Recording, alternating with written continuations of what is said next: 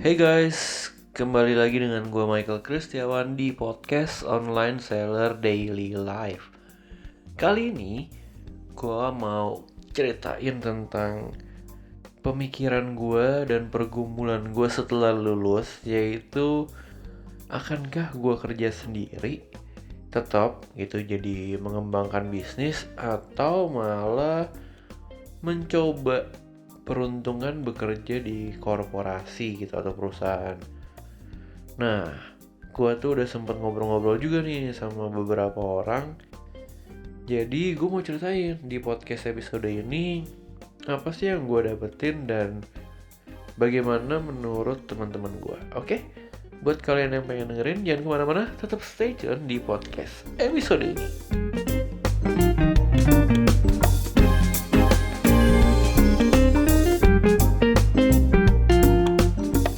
Oke, jadi gue itu kan habis lulus, terus dari gitu gue belajar bikin CV.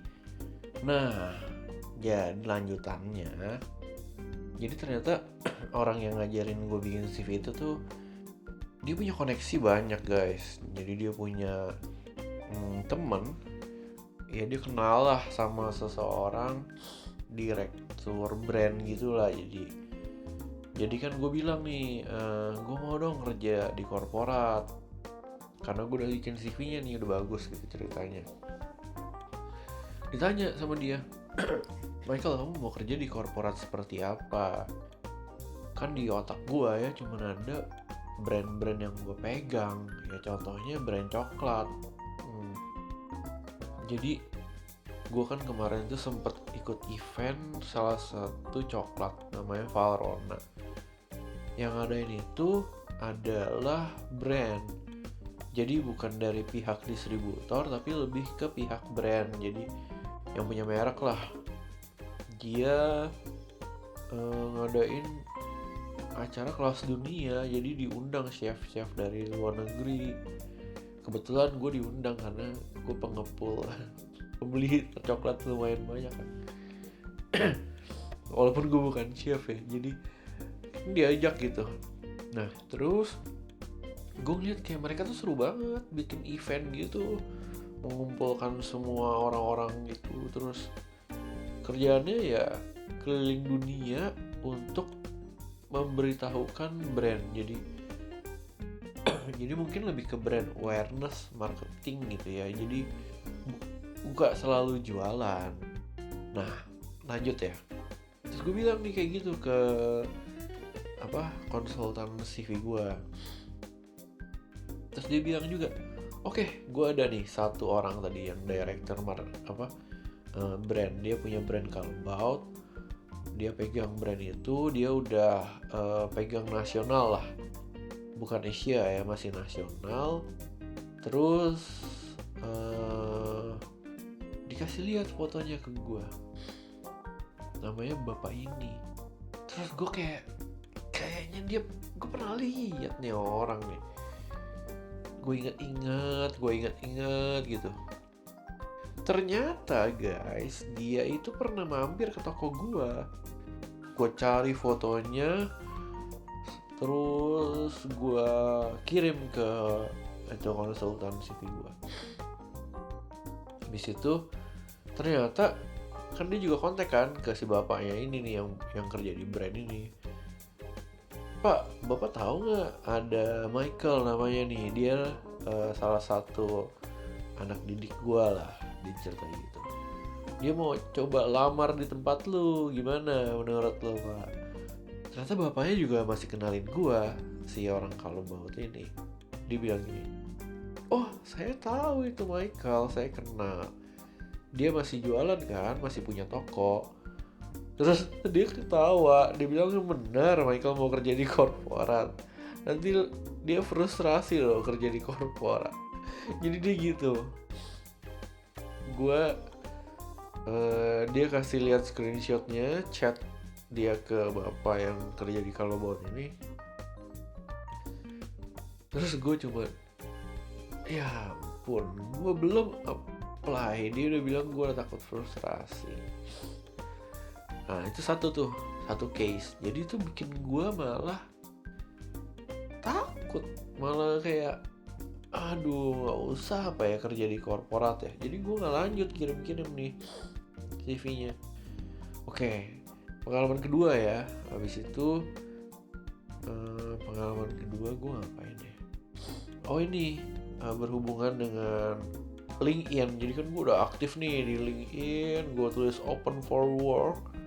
LinkedIn gue juga udah gue bagusin, CV-nya juga udah bagus.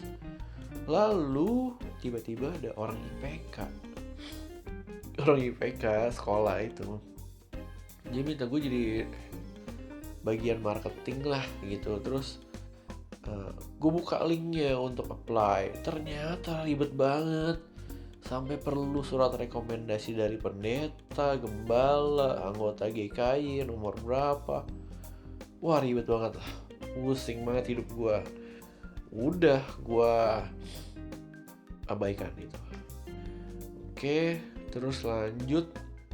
Nah pas lagi gue ketemu sama orang-orang Valrhona yang brand itu, gue bilang nih, kayaknya seru juga ya kalau gue apply jadi megang brand gitu. Diketawain sama dia, kita nggak sanggup gaji lu udahlah nggak usah ikut-ikutan, capek banget kerjanya, lu liatin gue nih masih kerja sampai sekarang. Ini aja gue dia bilang kan ini ada orangnya distributornya, dia bilang gue tuh sebenarnya ikut acara ya kerja hitungannya, bukan kayak lu liburan ya gitu deh. Dia bilang nggak usah lah, udah nggak usah kerja, lu gedein bisnis aja. Itu kira-kira yang dari brand Valrhona gue digituin.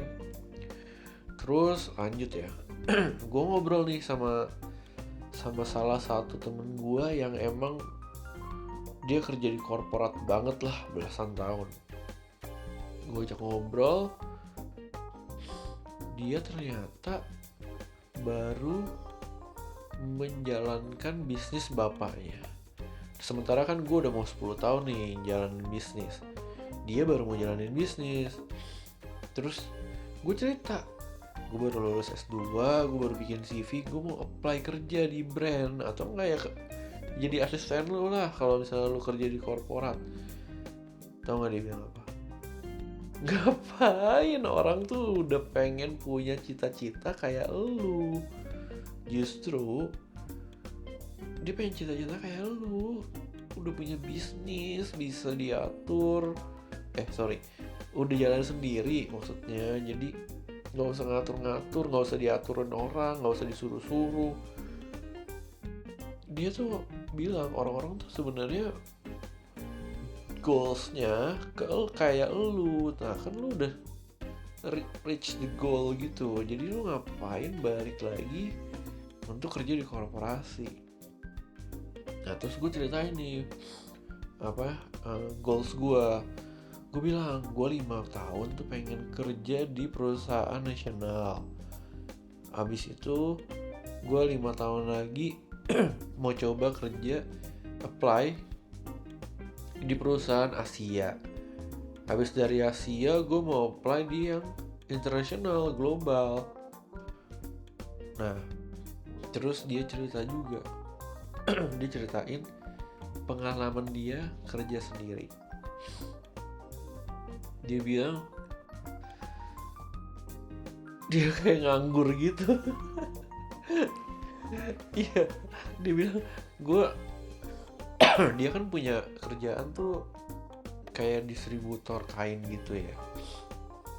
Dia udah menggunakan ilmu-ilmu sales dia kontak-kontakin tuh semua prospek channel apa segala macem. Seminggu kelar ternyata. Habis itu ngapain? Nganggur, duduk doang di toko kayak nggak ada kerjaan. Sampai dia merasa bersalah. Terus dia bilang ke gue, lu emang kayak gitu? Iya, gue kayak gitu. Kan udah urusin segala macam, udah di-handle karyawan. Terus gue ngapain? Ya kayak sekarang ini, gue lagi rekam podcast ini, itu ada di Mojokerto. Gue bisa hari biasa nih pergi nyetir santai dari Jakarta ke Mojokerto. Di saat nggak high season, hotelnya murah, terus tempat-tempat wisatanya juga nggak rame. Nah, orang-orang tuh jarang yang bisa kayak gitu.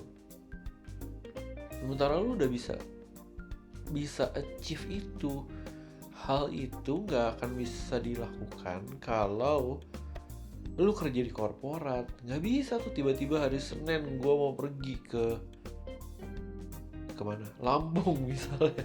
Atau gue mau nemenin nyokap gue berobat gitu. Atau misalnya bokap gue mau potong rambut, gue masih antar. Nggak bisa kalau lu kerja di korporat.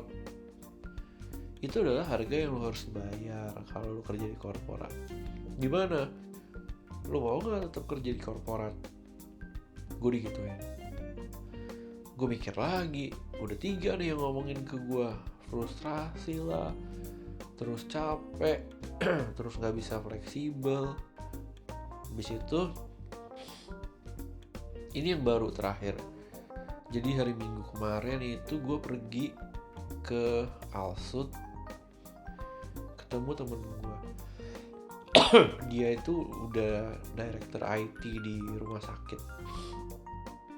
Dia bilang kalau udah seumur dia tuh udah mungkin 40 lebih ya, udah susah nih kalau pindah-pindah kerja. Jadi mau gak mau dia harus settle di situ, kecuali dia bisa pindah kerja yang ada perusahaan yang mesti dibenerin sama dia atau dibikin gitu. Dan itu jarang banget. Nah, terus dia bilang ke gue, dia malah nyaranin gue untuk cobain aja. Jadi kan 3 orang ini bilang gue nggak usah. Jadi gue nggak ngelanjutin untuk CV-nya, bikin cover letter, bikin resume yang singkat, bikin CV yang bener. Gue nggak lanjutin. Gue juga gak apply, gue gak nyari-nyari LinkedIn lagi. Udah gue tutup, gak pernah gue buka lagi sampai sekarang. Mungkin udah ada offering lain ya, gue gak buka. Terus, nah si temen gue yang kerja di apa tadi namanya, rumah sakit ini, dia bilang kalau saran dia adalah lu coba aja dulu, tapi lu belajar cara jawab pertanyaannya. Dia kasih 2 pertanyaan. Lu kerja di korporat, tujuannya, goalsnya apa? Terus satu lagi apa ya? Apa yang membuat tujuannya sama alasannya lu pengen kerja di korporat? Sama aja sih ya sebenarnya. Yaudah, dia kasih pertanyaan itu, gue suruh memikirkan jawabannya supaya gue bisa jawab itu dengan baik gitu. Jawab pertanyaan pun itu ada latihannya guys. Jadi interview pertama tuh udah pasti grogi lah. Apalagi kalau interviewnya pakai bahasa Inggris ya. Kan gue gak gitu fasih ya, gue harus latihan. Ya namanya juga orang hidup ya, gak mungkin ada yang 100% langsung jago kan. Ya gitu. Itulah kira-kira. Jadi ada 4 pengalaman gue. Terus mungkin besok gue akan ngobrol juga sama saudara gue nih tentang apa yang ada di pikiran gue tentang pekerjaan itu. Mumpung gue lagi di Mojokerto, gue lagi pergi sama saudara sepupu gue bisa ajak ngobrol. Itu aja yang pengen gue ceritain tentang bagaimana pemikiran gue. Ya gue mau kerja atau gue mau kembangin bisnis. Kayak sekarang nih gue lagi coba kembangin bisnis ke jadi roastery kopi gitu. Ya gue di Mojokerto ini gue nyambangin barista, gue datengin roaster kopi besok. Ya gue coba cari koneksi lah, beans mana yang bagus gitu. Jadi ya hitung-hitung siapa tahu bisa melebarkan sayap ke vertikal, ke horizontal. Bukan vertikal. Udah gitu lah kira-kira. Thank you buat yang masih setia mendengarkan podcast Online Seller Daily Life. Sampai jumpa di podcast episode berikutnya. Bye bye. Have a nice day guys.